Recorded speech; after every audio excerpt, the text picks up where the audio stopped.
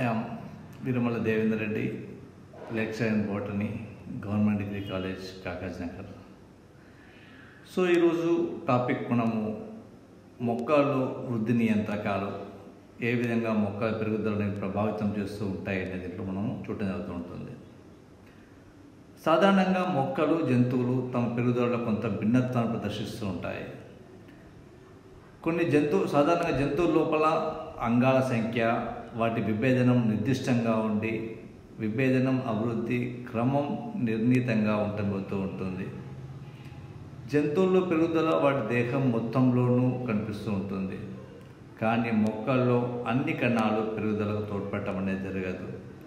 వాటిలో పెరుగుదల విభాజ్య కణజాలాలకు మాత్రమే పరిమితమై ఉండబోతూ ఉంటుంది. అగ్ర మరియు పార్శ్వ విభాజ్య కణజాలాల నుండి కొత్త కణాలు ఏర్పడుతూనే ఉంటాయి.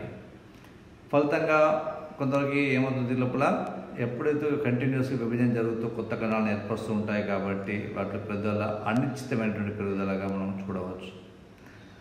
కానీ ఈ పెరుగుదల ఆకులు మరియు పుష్పాల్లో మాత్రం, ఫలాల్లో మాత్రం పెరుగుదల కొంతవరకు జరిగి ఆగిపోతూ ఉంటుంది. ఇటువంటి పెరుగుదల మనం నిశ్చితమైన పెరుగుదల, కాండ భాగాలలో మాత్రము అనిశ్చిత పెరుగుదల జరుగుతూ ఉంటే ఫలాలు, పత్రాలు మరియు పుష్పాల్లో మాత్రం నిశ్చితమైన పెరుగుదలే కనిపించడం జరుగుతూ ఉంటుంది. ఈ విధంగా ఇక్కడ మొక్కల పెరుగుదలను నియంత్రించే రసాయన పదార్థాలను ఫైటో హార్మోన్లు అని పేర్కొనబడుతూ ఉంటుంది.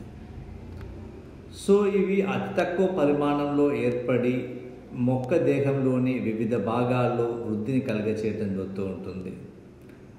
మొక్కలో సహజంగా ఏర్పడు ఫైటో హార్మోన్లే కాకుండా ఇతర కొన్ని రసాయనిక పదార్థాలు కూడా మొక్కల పెరుగుదలపై ప్రభావం చూపుతూ ఉంటాయి.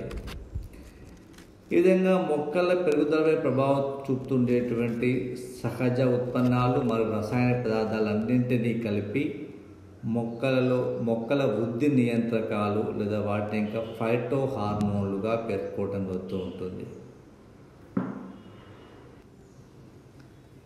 ఇంకా మొక్కల్లో తయారయ్యేటువంటి వృద్ధి నియంత్రకాలను 5 రకాలుగా గుర్తించడం జరుగుతూ ఉంటుంది. అవి 1 ఆక్సిన్లు, 2 జిబ్బరెలిన్లు, 3 సైటోకైనిన్లు, 4 ఇథిలిన్ మరియు 5 అబ్సెసిక్ ఆమ్లం. ఈ 5 రకాల పదార్థాలు మొక్కల పెరుగుదలను ప్రభావితం చేయడం జరుగుతూ ఉంటుంది. వీటిలో కొన్ని పదార్థాలు మొక్కల పెరుగుదలను ప్రేరేపిస్తూ ఉంటే మరో కొన్ని రకాల పదార్థాలు మొక్కల పెరుగుదలను నియంత్రించడం జరుగుతూ ఉంటుంది. అందువలనే ఈ 5టిని గ్రోత్ రెగ్యులేటర్స్ అంటే మొక్కల పెరుగుదల నియంత్రకాలుగా పేర్కోవటం జరుగుతూ ఉంటుంది. జూలియన్ సాక్స్ అనే శాస్త్రవేత్త మొట్టమొదటిసారిగా ఆక్సిన్ల పైన పరిశోధన చేసి మొదటిసారిగా పెరుగుదల నియంత్రించేటువంటి కొన్ని పదార్థాలు ఆకులలో ఏర్పడి కింది వైపుకు రవాణా అవుతాయని తెలుసుకోవటం జరిగింది. ఆ తర్వాత 1880 సంవత్సరంలో చార్లెస్ డార్విన్ శాస్త్రవేత్త ఓట్ మొక్కల ప్రాంకుర కంచుక అగ్రాలు కాంతి ప్రసరణ వల్ల ఏకపార్శ్వ కాంతి వైపు వంగుతాయని తెలుసుకోవడం జరిగింది. ఆ తర్వాత మరొక శాస్త్రవేత్త అయినటువంటి వెంట్ అనే శాస్త్రవేత్త ఈ ఆక్సిన్లను మొట్టమొదటిసారిగా గుర్తించడం అనేది జరిగింది. ఇంకా మొక్కల కణజాలంలో ఉత్పత్తి అయ్యేటువంటి ఈ ఆక్సిన్ల గాఢతను కనుగొనటానికి ఎఫ్డబ్ల్యూ వెంట్ అనే శాస్త్రవేత్త అగార్ దిమ్మల టెక్నిక్ను రూపొందించడం జరిగింది. సాధారణంగా ప్రాంకుర కంచుక అగ్రాలను కోసేసి వాటిని అగార్ దిమ్మల మీద ఉంచడం జరిగింది. 1 గంట తర్వాత ప్రాంకుర కంచుక అగ్రాలను తొలగించి అగార్ దిమ్మెను సమాన పరిమాణంలో గల ముక్కలుగా కోయడం జరిగింది. ఆ తర్వాత ఈ అగార్ ముక్కలను కంచుకం మొండెం మీద ఒక ప్రక్కగా అమర్చినప్పుడు అగార్ ముక్కలను ఉంచిన ప్రక్కకు అభిముఖంగా కంచుకంలో కొంత వంపు అనేది ఏర్పడటం జరిగింది. అంటే అగార్ ముక్కను ఎక్కడైతే పెట్టారో దానికి ప్రాంకుర కంచుకం మొండెంపై మధ్యస్థంగా అమర్చినప్పుడు అది నిలువుగా పెరిగింది. అంటే ఒకవైపు పెట్టినప్పుడేమో ఆపోజిట్ సైడు పెరుగుదల చూపడం జరిగింది, మధ్యలో పెట్టినప్పుడు మాత్రం పైకి నిలువుగా పెరగడం జరిగింది. మొదటి డయాగ్రామ్ మీరు చూడండి, ఏర్పడుతూ ఉంటుంది. దాన్ని ఆ ప్రాంకుర కంచుకం యొక్క మధ్య భాగంలో అగార్ దిమ్మెను ఉంచినప్పుడు అది స్ట్రైట్గా పైకి నిలువుగా పెరిగింది. అదే రెండవ డయాగ్రామ్ చూడండి మీరు ఇక్కడ, ఒకవైపుకి అగార్ దిమ్మెను ఒకవైపుకు మాత్రమే ఉంచినప్పుడు అక్కడ ఏమైంది, దానికి వ్యతిరేక దిశ వైపున పెద్దగా చూపి ఆ వైపుకి వంగటం అనేది జరిగింది. అంటే ఇక్కడ దీన్ని బట్టి ఏమర్థమవుతుంది, ఈ ప్రాంకుర కంచుకం మొండెపై మధ్యస్థంగా అమర్చినప్పుడేమో అది నిలువుగా పెరిగింది, ఒకవైపుకి అమర్చడమో ఒక పక్కగా పెరగడం జరిగింది. ఈ అగార్ ముక్క నుండి మొండెంలోకి ఏదో ఒక పదార్థం విసరణ చెందుతూ ఉంటుంది అని, ఫలితంగా అది ఆ మొక్క ప్రాంకుర కంచం యొక్క పెరుగుదలను కొందరికి నియంత్రిస్తూ ఉంటుంది అని, ఒక నియంత్రక పదార్థం అనేది విసరణ చెందిన ఫలితంగా దాని పెరుగుదల చూపుతూ ఉంటుంది అతను గుర్తించడం జరిగింది. అంటే ఇటువంటి రసాయనిక పదార్థం చర్య వలన ఏమైంది, కణ వ్యాకోచం జరగటం వల్ల అభిముఖ దిశ వైపు అది వంగటం జరిగింది. ఈ వంపు కోణాన్ని బట్టి ఈ వృద్ధి కారకం యొక్క పరిమాణాన్ని నిర్ణయించవచ్చని వెంట తెలపడం. ఈ ప్రయోగాన్ని మనము అవేనా వక్రత పరీక్షగా కూడా పేర్కోవటం జరుగుతూ ఉంటుంది. ఈ విధంగా వెంట్ శాస్త్రవేత్త ఈ అగార్ దిమ్మెల సహాయంతో వేరు చేసినటువంటి ఆ నియంత్రకానికి, ఆ వృద్ధి నియంత్రకానికి కోగల్ అనే శాస్త్రవేత్త ఆక్సిన్ అనేటువంటి పేరు పెట్టడం జరిగింది. సో ఇటువంటి ఆక్సిజన్లను కూడినటువంటి మరికొన్ని రకాల పదార్థాలను కూడా ఈ కోగల్ మరియు హాగన్ స్మిత్ అనే శాస్త్రవేత్తలు వేరువేరుగా స్ఫటికాల రూపం లోపల వేరు చేయడం జరిగింది. మానవ మూత్రం నుంచి ఆక్సిజన్ ఏను, అదేవిధంగా మొక్కజొన్న గింజల నుండి ఆక్సిజన్ బీను వేరు చేయడం జరిగింది. అదేవిధంగా హెట్రో ఆక్సిజన్ అనే మరొక పదార్థాన్ని కూడా వీరు వేరు చేయడం జరిగింది. ఈ విధంగా వివిధ రకాల ఆక్సిజన్లు ఇవి మొక్కల లోపల పెరుగుదలను, కణ విభజనలో లేదా కణ వ్యాకర్షణలో పాల్గొనే మొక్కల పెరుగుదల అనేవి ప్రేరేపిస్తూ ఉంటాయని వీరు గుర్తించడం జరిగింది. ఈ విధంగా మొక్కల్లో ఉత్పత్తి అయ్యేటువంటి ఈ పదార్థాలు మొత్తం కూడా ఇండోల్ ఎస్టిక్ యాసిడ్గా పేర్కొంటూ ఉంటాము. ఇవన్నీ న్యాచురల్లీ అకరింగ్, అంటే సాధారణంగా మొక్కల్లో ఉత్పత్తి అయ్యేటువంటి ఆక్సిజన్లుగా ఉండబోతూ ఉంటుంది. కానీ మరికొన్ని రకాల హార్మోన్స్ మొక్కల్లో ఉత్పత్తి కాకపోయినప్పటికీ కూడా ఆక్సిజన్ల మాదిరిగానే మొక్కల పెరుగుదలను ప్రేరేపించేటువంటి పదార్థాలుగా ఉండబోతూ ఉంటుంది.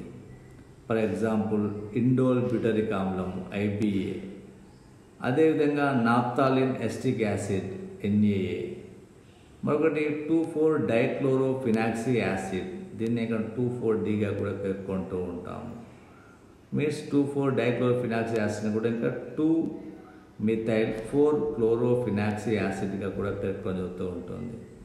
ఇవన్నీ కూడా సంక్లిష్ట రసాయన యౌగికాలుగా మొక్కల్లో ఏర్పడకపోయినప్పటికీ కూడా అవి ఆక్సిజన్ల వల్లే పనిచేస్తూ ఉంటాయి.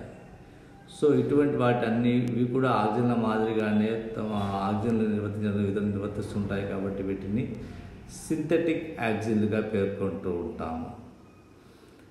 ఇటువంటి ఆక్సిజన్ల యొక్క రసాయనిక నిర్మాణంకి వచ్చేవరకు ఈ విధంగా ఉంటుంది. ఇక్కడ ఇండోల్ 3 ఎస్టిక్ యాసిడ్, ఈ విధంగా దీనికి రసాయన నిర్మాణం గమనించినప్పుడు ఈ ఇండోల్ 3 ఎస్టిక్ యాసిడ్ ఇది సాధారణంగా మిగిలిన అన్ని రసాయనిక పదార్థాలు కూడా, అంటే ఆక్సిజన్ రసాయనిక పదార్థాలన్నీ కూడా దగ్గర పోలికలతో కూడినటువంటి నిర్మాణాలుగానే ఉండబోతూ ఉంటుంది. ఈ విధంగా ఉండే ఇటువంటి ఆక్సిజన్లు వీటి యొక్క రవాణాన్ని గమనించినప్పుడు సాధారణంగా కాండాగ్రంలో ఉత్పన్నమయ్యేటువంటి ఆక్సిజన్లు ఆధారాభిసార క్రమంలో క్రింది భాగాలకు రవాణా చెందుతూ ఉంటాయి. వీటి రవాణా ఎక్కువ పోషక కణజాలం ద్వారా జరుగుతూ ఉంటుంది. అదేవిధంగా ఆక్సిజన్ల రవాణా అనేది చాలా నెమ్మదిగా జరుగుతూ ఉంటుంది. ఒక గంటలో సుమారుగా 1 నుండి 1.5 సెంటీమీటర్ల దూరము దాని యొక్క గాఢతా ప్రవణతకు విరుద్ధంగా రవాణా జరుగుతూ ఉంటుంది. అందువలనే వీటి రవాణాకు జీవశక్తి అనేది అవసరమవుతూ ఉంటుంది. సో ప్రధానంగా చూసినప్పుడు ప్రాంకుర కంచుకంపై ఏకపార్శ్వ కాంతి ప్రసరింపజేసినప్పుడు కాంతి పడని వైపుకు ఆక్సిజన్ల రవాణా జరుగుతూ ఉంటుంది. సాధారణంగా కాండంలో కొనభాగం నుండి పీఠ భాగం వరకు ఈ క్రమేణా ఆక్సిజన్ గాఢత అనేది తగ్గుతూ ఉంటుంది. కాండంలో కంటే వేళ్ళ లోపల ఆక్సిజన్ గాఢత చాలా తక్కువగా ఉంటుంది. లేత పత్రాల్లో ఉండేటువంటి ఆక్సిజన్ గాఢత ఆకులు ముదురుతుంటే తగ్గిపోవటం అనేది జరుగుతూ ఉంటుంది. ఈ విధంగా ఆక్సిజన్ రవాణా ఎప్పుడు కూడా పైవైపు నుంచి కింది వైపుకి ఆధార ఆవిష్కరణలో పోషక కణజాలం ద్వారా జరుగుతూ ఉంటుంది. ఇటువంటి ఆక్సిజన్లు మొక్కలపై మొక్కల పెరుగుదలపై ఏ విధంగా ప్రభావాన్ని చూపుతూ ఉంటాయి? సాధారణంగా ఆక్సిజన్ల యొక్క ప్రభావం అనేది మొక్కల పెరుగుదలపై కణాల స్థాయిలో ఉంటుంది. దాంతోపాటుగా పూర్తి మొక్క స్థాయి పైన కూడా ఆక్సిజన్ల ప్రభావం అనేది ఉంటుంది. ఈ కణాల స్థాయిలో ఆక్సిజన్ల ప్రభావం ఏ విధంగా ఉంటుంది అంటే కణ విభజనను ప్రేరేపించడంలోను, కణ వ్యాకోచంలోను, కణ విభేదనంలో కూడా ఆక్సిజన్లు అనేవి ప్రధాన పాత్ర వహిస్తూ ఉంటాయి. సాధారణంగా ఉన్నత శ్రేణి మొక్కల లోపల ఆక్సిజన్లు విభాజ్య కణావళిలో కణ విభజనను ప్రేరేపించడంలో ప్రధాన పాత్ర వహిస్తూ ఉంటాయి. ఫలితంగా ఏమవుతుంది? ఆ మొగ్గలు అంటే సుప్తావస్థ నుండి మేల్కొని ఇండోల్ ఎస్టిక్ యాసిడ్ను విడుదల చేయగానే అది కణ విభజన, కణ వ్యాకోచం జరిగి అబ్బురవ్వేలు ఏర్పడవు. కానీ పిల్ల కణాల నుంచి కణకవచం ఏర్పడడానికి కూడా ఆక్సిజన్ల అవసరం అనేది జరుగుతూ ఉంటుంది.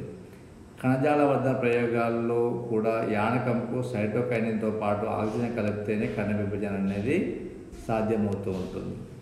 దాంతోపాటుగా కణ వ్యాకోచంను కూడా ఆక్సిజన్ ప్రేరేపిస్తూ ఉంటాయి. ఆక్సిజన్లు ప్రధానంగా కణ వ్యాకోచం ప్రోత్సహించడం ద్వారా మొక్కల భాగాల పెరుగుదల అనేది ప్రభావితం చేస్తూ ఉంటాయి. సాధారణంగా కాండము లేదా వేరు లేదా ప్రాంకుర కంచం పొడవుగా సాగటానికి కణ వ్యాకోచమే ప్రధాన కారణము. కాండము మరియు వేరులో జరిగేటువంటి ఈ భాగాల అంటే ఇటువంటి ఈ కణ వ్యాకోచం జరగటం ఫలితంగానే కొంత వాటి యొక్క భాగాల్లో వంపు అనేది ఏర్పడడం జరుగుతూ ఉంటుంది. ఇటువంటి ఆక్సిజన్ల ప్రభావం ఉన్న కణ వ్యాకోచం జరగటం ఫలితంగా ఏమవుతుంటుంది? ఇక్కడ కణంలో ద్రవాభిసరణ శక్తి పెరుగుదల జరగటం వల్ల కానివ్వండి, ప్లాస్మా పొర నీటి పారగమనం పెరగటం జరుగుతూ ఉంటుంది. దాంతోపాటు కణకవచ పదార్థాలు ఎక్కువగా తయారు చేయబడటం జరుగుతూ ఉంటుంది. దీంతో పాటుగా కణ విభేదనం కూడా ఆక్సిజన్ ప్రధానంగా ప్రేరేపించడం జరుగుతూ ఉంటుంది. అదేవిధంగా నాళికాపుంజ విభాజ్య కణాల నుండి ఏర్పడేటువంటి కణాలు దారు కణాలుగా మరియు పోషక కణాలుగా విభేదన చెందటం ఆక్సిజన్లు అనేవి ప్రోత్సహిస్తూ ఉంటాయి. ఇది ప్రధానంగా మనం గమనించినప్పుడు ఇక్కడ వాళ్ళ కణజాల వర్ధన ప్రయోగాల్లో మనం గమనించినప్పుడు క్యాలస్ కణజాలంకు ఆక్సిజన్లు సరఫరా చేసినప్పుడు దానిలో విభేదనం జరిగి దారువు పోషక కణజాలం రూపాంతరం చెందటం అనేది జరుగుతూ ఉంటుంది. అదేవిధంగా ఇక్కడ కాండం ముక్కలకు ఆక్సిజన్ సరఫరా చేసినప్పుడు ఆ భాగం నుండి అబ్రోవేలు కూడా ఏర్పడుతూ ఉంటాయి. ఇవే కాకుండా ఆక్సిజన్లో పొందిన కృత్రిమ వృద్ధి నియంత్రకాలైనటువంటి ఐపీ ఇందులో చెప్పుకున్నట్టుగా ఇండోల్ బ్యూట్రిక్ యాసిడ్ కానివ్వండి, నాప్థలిన్ ఎస్టిక్ యాసిడ్ కూడా అబ్రోవేలు ఏర్పడటాన్ని ప్రేరేపించడం అనేది జరుగుతూ ఉంటుంది. ఈ విధంగా కణస్థాయిలో ఈ విధంగా ఆక్సిజన్లు అనేవి మొక్క పైన ప్రభావం చూపుతూ ఉంటే పూర్తి మొక్క పైన కూడా ఆక్సిజన్లు అనేవి ప్రధానంగా ప్రభావం చూపడం జరుగుతూ ఉంటుంది. దీంట్లో ప్రధానంగా మనం గమనించినప్పుడు ఇక్కడ అగ్రాధిక్యతను ప్రేరేపించడం లోపల ఈ ఆక్సిజన్ అనేది ప్రధాన పాత్ర వహిస్తూ ఉంటాయి. ఈ అగ్రకూరకంలో ఉత్పత్తి అయినటువంటి ఆక్సిజన్లు పార్శ్వకూరకాల పెరుగుదలను నిరోధించడాన్ని మనం అగ్రాధిక్యతగా పేర్కొంటూ ఉంటాము. అంటే అగ్రకూరకంలో ఉత్పత్తి అయినటువంటి ఆక్సిజన్లు పార్శ్వకూరకాల పెరుగుదలను నిరోధించడాన్ని మనము అగ్రాధిక్యతగా పేర్కొంటూ ఉంటాము. సో ఈ కొనమొగ్గ ఉన్నప్పటికీ కూడా కాండం కింది వైపున ఉన్న మొగ్గలు పెరగవచ్చు. ఫలితంగా ఏమవుతుంటుంది? వీటిని తీసివేయడం ఫలితంగా పైభాగంలో పార్శ్వ మొగ్గలు కూడా పెరుగుదల చూపడం జరుగుతూ ఉంటుంది. అంటే ఈ విధంగా ప్రధాన కాండ పెరుగుదలకు అనుకూలమైనటువంటి ఆక్సిజన్ ప్రమాణం పార్శ్వ కణాల పెరుగుదలను కొందరు నిరోధించడం అనేది జరుగుతూ ఉంటుంది. సో ఈ పార్శ్వ మొగ్గలు పెరగకపోవడం వలన అగ్రాధిక్యత అంటే అగ్రాధిక్యతలు కాకపోయినప్పుడు కూడా కొన్నిసార్లు ఏమవుతుంటుంది? ఈ పార్శ్వ శాఖ పెరుగుదల తగ్గిపోయి కేవలం ప్రధాన అక్షం పెరుగుదల అనేది జరుగుతూ ఉంటుంది. ఈ విధంగా ఈ సూత్రాన్ని ఆధారంగా చేసుకొని కోనిఫర్ వృక్షాల్లో అగ్రాధిక్యత స్పష్టంగా మనకి ఏర్పడుతూ ఉంటుంది. ఇటువంటి అగ్రాధిక్య సూత్రాన్ని ఆధారంగా చేసుకొని గులాబీ, జాజి, మల్లె వంటి పూల మొక్కలు ఇక్కడ పొదలుగా వృద్ధి చేయటం అనేది జరుగుతూ ఉంటుంది. కేవలం ఈ విధంగా అగ్రాధిక్యతమైన ప్రభావం చూపడం కాకుండా పుష్పాలు ఏర్పడటం పైన కూడా కొందరికి ఆక్సిజన్లు అనేవి ప్రధాన పాత్ర వహిస్తూ ఉంటాయి. సాధారణంగా ఆక్సిజన్లు పుష్పోత్పత్తిని నిరోధిస్తూ ఉంటాయి. కానీ అనాస వంటి మొక్కల లోపల ఆక్సిజన్ల ప్రభావం వల్ల త్వరగా పుష్పాలు ఏర్పడుతూ ఉంటాయి. దీర్ఘకాల మొక్కలైనటువంటి బార్లీ, లో ఆక్సిజన్ల ప్రభావం వలన శీతాకాలంలోనే పుష్పాలు ఏర్పడుతూ ఉంటాయి. క్యాబేజీ మొక్కలపైన కూడా ఆర్థోక్లోరోఫినాక్సి ప్రోపియోనిక్ ఆమ్లాన్ని చల్లినప్పుడు స్ప్రే చేయడం ద్వారా పుష్పాలు ఏర్పడటాన్ని కొంత నిరోధించవచ్చు. ఈ విధంగా ఆక్సిజన్ల ప్రభావం వల్ల ద్విలింగాశ్రయ మొక్కల లోపల స్త్రీ పుష్పాలు ఎక్కువగా ఏర్పడటానికి కూడా ఆక్సిజన్ అనేది ప్రధాన పాత్ర వహిస్తూ ఉంటాయి. ఆ విధంగా ఎప్పుడైతే స్త్రీ పుష్పాలు ఎక్కువగా ఏర్పడుతుంటాయో ఆటోమేటిక్గా అధిక శాతంలో ఫలాలు కూడా ఎక్కువగా ఉత్పత్తి కావడం జరుగుతూ ఉంటుంది. For example Cucurbitaceae family. ఈ విధంగా ఇటువంటి కుకుర్బిటేసి ఫ్యామిలీ ద్విలింగాశ్రయ పుష్పాలను కలిగి ఉండేటువంటి మొక్కల లోపల స్త్రీ పుష్పాలు ఎక్కువగా ఏర్పడటం అనేది జరుగుతూ ఉంటుంది. ఆ విధంగా అనువర్తన చలనాలను చూపడం లోపల కూడా జియోట్రాపిజం ఈ విధంగా లేదా ట్రాపిక్ మూమెంట్ చూపటం లోపల కూడా అనువర్తన చలనాలు చూపటానికి కూడా ఆక్సిజన్ ప్రధాన కారణం అవుతూ ఉంటుంది. పరిసరకారకాల ప్రేరణ వల్ల ఏమవుతుంది, మొక్కలు జరిగేటువంటి చలనాలనే మనము అనువర్తన చలనాలుగా పేర్కొంటూ ఉంటాము. వీటి చలన దశ ప్రేరణ స్థానం వైపు కానీ లేదా వ్యతిరేక దిశలో కానీ అవుతూ ఉంటుంది. వేరులోను కాండంలోను కాంతి అనువర్తన చలనాలు, గురుత్వానువర్తన చలనాలు జరగడానికి ఆక్సిజన్లే ప్రధాన కారణంగా వస్తూ ఉంటుంది. ఈ విధంగా కొనభాగంలో ఏర్పడేటువంటి ఆక్సిజన్లు వెలుతురు పడని రెండవ వైపు చేయటం వల్ల కణ వ్యాకోచం ఎక్కువగా జరిగి పెరుగుదల ఎక్కువైపు ఆకుర కంచుకము కాంతి వ్యాకోచం ఎక్కువగా అంటే కాంతి వైపుకు వంగటం అనేది జరుగుతూ ఉంటుంది. ఆ విధంగా మొక్కలు కాంతి వైపుకు వంగటాన్ని మనం ఏదైనా పేర్కొంటూ ఉంటాము, అనువర్తన చలనంగా పేర్కోవటం అనేది జరుగుతూ ఉంటుంది. అదేవిధంగా ఆక్సిజన్లో అణుశేఖ ఫలనాన్ని ఏర్పరచడం కూడా ప్రధాన పాత్ర వహిస్తూ ఉంటాయి. ఇప్పుడు ఆక్సిజన్ సహాయంతో అణుశేఖ ఫలనోత్పత్తిని చేయవచ్చని మొట్టమొదటిసారిగా గస్టాఫ్సన్ అనేటువంటి శాస్త్రవేత్త పేర్కొనడం జరిగింది. విత్తనాలు లేనటువంటి ద్రాక్ష, నిమ్మ ఫలాలలో విత్తనాలు గల ఫలాల కంటే అధిక మొత్తంలో ఆక్సిజన్ ఎక్కువగా ఉండటం ఉంటుంది. ఇటువంటి ఆక్సిజన్లను స్ప్రే చేయటం ద్వారా ద్రాక్ష, టొమాటో, నిమ్మ, పియర్ వంటి మొక్కల లోపల ఫలాలను అధిక సంఖ్యలో పెంపొందించవచ్చు. అదేవిధంగా ఇండోల్ బ్యూటరిక్ యాసిడ్ను ఉపయోగించి అణుశేఖ ఫలోత్పత్తిని ప్రోత్సహించడం జరుగుతూ ఉంటుంది. సాధారణంగా ఫలం ఏర్పడడానికి కావాల్సినటువంటి ఆక్సిజన్ పరాగరేణుల నుండి కానీ పెరుగుతున్న పిండం నుండి కానివ్వండి లభించి అణుశేఖ ఫలనం అనేది ద్వారా ఫలాల ఉత్పత్తి కావటం అనేది జరుగుతూ ఉంటుంది. అదేవిధంగా కలుపు మొక్కలపైన కూడా ఆక్సిజన్లు ప్రభావం చూపడం జరుగుతూ ఉంటుంది. కృత్రిమ ఆక్సిజన్లు అయినటువంటి 2,4-D అంటే 2,4-డైక్లోరోఫినాక్సిఎస్టిక్ ఆమ్లం కానీ 2,4,5-D అంటే 2,4,5-ట్రైక్లోరోఫినాక్సిఎస్టిక్ ఆమ్లం కానీ అదేవిధంగా 2-మిథైల్-4-క్లోరోఫినాక్సిఎస్టిక్ ఆమ్లం కానివ్వండి వీటన్నింటిని ఉపయోగించి ద్విదళ బీజ కలుపు మొక్కలను నాశనం చేయడం జరుగుతూ ఉంటుంది. ఈ విధంగా బెంజాయిక్ ఆమ్లము లేదా పికోలినిక్ ఆమ్లం నుండి కూడా ఏర్పడే కొన్ని ఉత్పన్నాలు కూడా కలుపు మొక్కలను నాశనం చేస్తూ ఉంటాయి. వీటిని కలుపు నాశకాలు లేదా హెర్బిసైడ్స్ లేదా వీడిసైడ్స్ అని కూడా పేర్కొనడం జరుగుతూ ఉంటుంది.